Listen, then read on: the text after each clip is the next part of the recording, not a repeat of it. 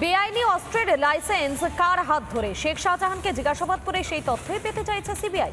সন্দেহের তালিকায় মধ্য কলকাতার আগ্নেয়াস্ত্রের বনেদির দোকান, নজরে ভুয়ো নথি দিয়ে বৈধ লাইসেন্সের চক্র।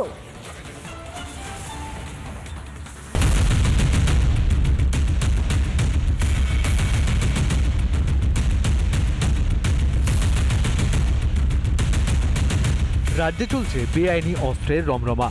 শুট আউট থেকে শুরু করে দিনে দুপুরে লুটপাট। কিছুদিন আগেই জীবনতলা থেকে উদ্ধার হওয়া অস্ত্রের লাইসেন্স নিয়ে তদন্তে উঠে এলো চাঞ্চল্যকর তথ্য। শেখ শাহজাহানের ডেরার খুব কাছে জীবনতলায় অস্ত্র ভাণ্ডারের হদিশ পায় কলকাতা পুলিশ। সেই অস্ত্র কোথায় সরবরাহ করা হতো তা নিয়েই এবার শুরু হলো ছানবিন। প্রশ্ন উঠছে যে যেখানে এই বন্দুকের দোকানগুলির কালোবাজারির জন্য এই যে বৈধ বুলেটটা কালোবাজারে ছেয়ে গেছিল, সেইখানে শেখ শাহজাহানের মতো ব্যক্তি যারা অবৈধ উপায়ে তাদের এই বৈধ অস্ত্রের যে লাইসেন্স, সেই লাইসেন্স জোগাড় করেছিল, তারা কতটা সহজে এই আগ্নেয় অস্ত্রের নাগাল পেত। সন্দেশখালী থেকে আগ্নেয়াস্ত্র উদ্ধার করেছিল এনএসজি। উদ্ধার হয়েছিল দেশি বিদেশি রিভলভার, পিস্তল। উদ্ধার হয়েছিল আগ্নেয়াস্ত্রের লাইসেন্সও। সেই লাইসেন্স কে তৈরি করে দিয়েছিল? এখন থেকে তৃণমূল কংগ্রেসের কারণে আপনারাই তো দেখাচ্ছেন শিয়ালদাতে অস্ত্র উদ্ধার হচ্ছে, মালদায় বোমা উদ্ধার হচ্ছে, বীরভূমের জিলেটিন স্টিক উদ্ধার হচ্ছে। তার ফলে ভয়াবহ পরিস্থিতি পশ্চিমবঙ্গে মমতা বন্দ্যোপাধ্যায় তৈরি করবেন, কারণ মমতা বন্দ্যোপাধ্যায় বুঝতে পারছেন যে তিনি যাচ্ছেন, বিজেপি আসছে, তার জন্য শেষ মরণ কামড় দেওয়ার জন্য এই ধরনের অস্ত্র বোমাবাজি তার প্রস্তুতি চলছে। ভুয়ো তথ্য দিয়ে তৈরি হয়েছিল লাইসেন্স। লাইসেন্স পিছু দেওয়া হতো 10 থেকে 15 লাখ টাকা। লাইসেন্স সরবরাহ করা হতো কলকাতা থেকে। এখন কে অস্ত্র আনছে সেটা নিয়ে প্রশ্ন অনেক আছে এবং সেটা নিয়ে ইনভেস্টিগেশন হওয়া উচিত। অস্ত্রগুলো আমরা দেখছি যে অন্য স্টেট থেকে এখানে অনেক আসছে, সেগুলো দায়িত্ব কার?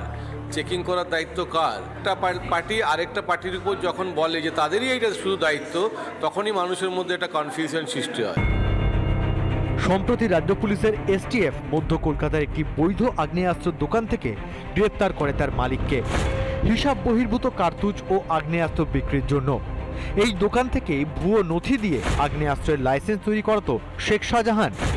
কারা জড়িত এই বেআইনি কারবারে? জট কাটাতে তৎপর সিবিআই। অর্ণব মজুমদারের রিপোর্ট, রিপাবলিক বাংলা। সন্দেশখালীতে শাহজাহান অনুগামীর দাদাগিরির অভিযোগ। জল প্রকল্পের কাজে ঠিকাদারকে বাধা, কাটমানির টাকা না পাওয়ায় শাসক নেতার হুজ্জুতির অভিযোগ।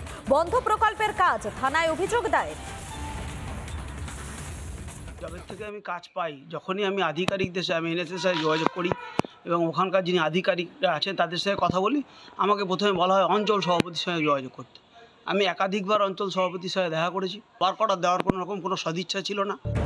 নিয়ম মেনে আবেদন করে কাজের বরাত পেয়েও মুশকিল। প্রকল্পের কাজ করতে পদে পদে বাধা। মোটা টাকা কাটমানি দাবি থেকে যন্ত্রাংশ চুরির অভিযোগ। অসহায় অবস্থা ঠিকাদারের। পঞ্চায়েতের যাদের মনোনীত যারা লোকজন হবে ওদের মনোনীত হতে হবে। শাসক দলের লোকেরা নিশ্চয়ই, অবশ্যই। এবং এরা এতটাই প্রভাবশালী এবং এতদিন আমি কমপ্লেন করলাম, কমপ্লেন করার পর কোনো রকম কোনো তাপ উত্তাপ নেই। সন্দেশখালীর খুলনা এলাকায় সৌরশক্তিতে চালিত পানীয় জল প্রকল্পের কাজের বরাত পেয়েছিলেন ঠিকাদার পার্থ ঘোষ। তার দাবি, কাজ শুরুর পর থেকেই নানাভাবে চাপ দিতে থাকেন তৃণমূল নেতারা। তিনি বাইরে ঠিকাদার বলেই জুলুমবাজি চলছে। আরো অভিযোগ, শেখ শাহজাহানের অনুগামী তৃণমূলের অঞ্চল সভাপতি ও তার দাদাগিরি চালাচ্ছেন। গ্রামের লোকেরা বলছে আমরা জল পাচ্ছি না, কাজটা কমপ্লিটই করেনি, উনি বলছেন যে আমার পেমেন্ট দিতে হবে। তৃণমূল কংগ্রেসের আমলে কাটমানি ছাড়া কোনো কিছুই সম্ভব নয়। আর এই কাটমানি কেবল স্থানীয় তৃণমূল নেতারা নিয়ে ক্ষান্ত থাকেন তাই নয়, এই কাটমানি টালির চাল অবধি পৌঁছায়। এদিকে শাসকের বিরুদ্ধে জুলুমবাজির অভিযোগ তুলে সন্দেশখালী থানার দ্বারস্থ হয়েছেন ঠিকাদার পার্থ ঘোষ। আদৌ কি ওই ঠিকাদার সংস্থা ওই এলাকায় কাজ করতে পারবেন না তাকে ওই অর্ধসমাপ্ত কাজ তাকে ফেলে তাকে চলে আসতে হবে, সেই দিকে তাকিয়ে রয়েছে ঠিকাদার সংস্থার মালিক। সন্দেশখালী থেকে অর্ণব মৈত্র, রিপাবলিক বাংলা। আরজিকরে দুর্নীতির তদন্তে নেমে এবারে একাধিক চাঞ্চল্যকর তথ্য ইডির হাতে। তদন্তে গতি আনছে আরও একাধিক সূত্র। সন্দীপ ঘোষের সঙ্গে জড়িত আরও একাধিক চিকিৎসক, সেই সূত্র ধরেই প্রাক্তন এবং বর্তমান চিকিৎসকদের নাম পেল ইডি। হেফাজতে নিয়ে তাদেরকে জিজ্ঞাসাবাদও করা হতে পারে বলে জানা যাচ্ছে।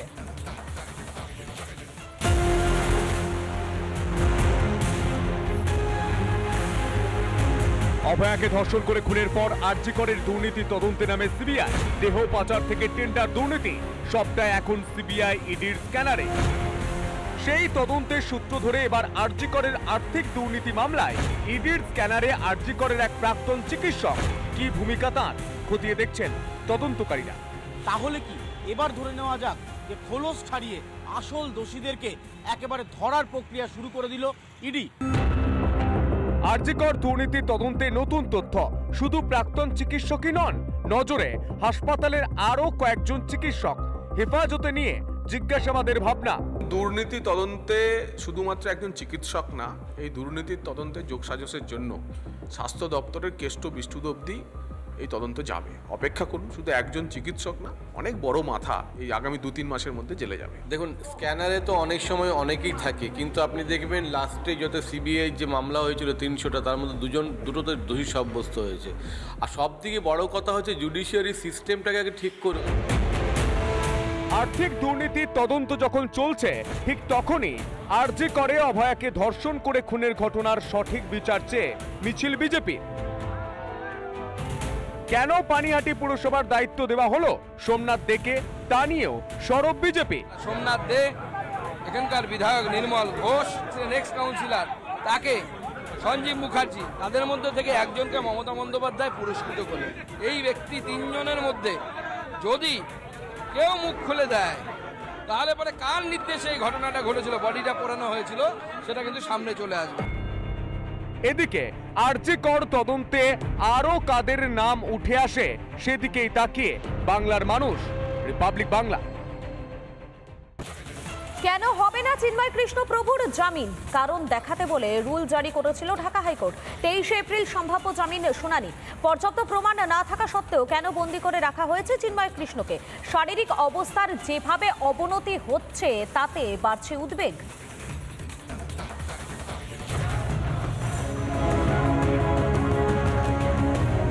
গ্রেপ্তারের পর প্রায় 5 মাস হতে চলল। অকাট্য প্রমাণ, বিশ্বাসযোগ্য সাক্ষী কিছুই নেই। অথচ জেল মুক্তি তো দূর, নানা অছিলায় চিন্ময় কৃষ্ণ প্রভুর জামিনের শুনানি পিছিয়েই চলেছে। ইউনুস জমানায় গোটা বাংলাদেশের মতোই বিচার ব্যবস্থারও বেহাল দশা। 4 ফেব্রুয়ারি রুল জারি করেছিল ঢাকা হাইকোর্ট। কেন চিন্ময় কৃষ্ণকে জামিন দেওয়া হবে না? পুলিশকে কারণ দেখাতে বলে ঢাকা হাইকোর্ট। 2 সপ্তাহ সময় দেওয়া হয়েছিল কারণ দেখাতে। গত 19 মার্চ সেই রুলের শুনানির দিন ধার্য করেছে বাংলাদেশের আদালত। বাংলাদেশ সুপ্রিম কোর্টের অবকাশকালীন ছুটির পর শুনানির দিন ঠিক হয়েছে। 19 এপ্রিল ছুটি শেষ হচ্ছে বাংলাদেশ সুপ্রিম কোর্টে।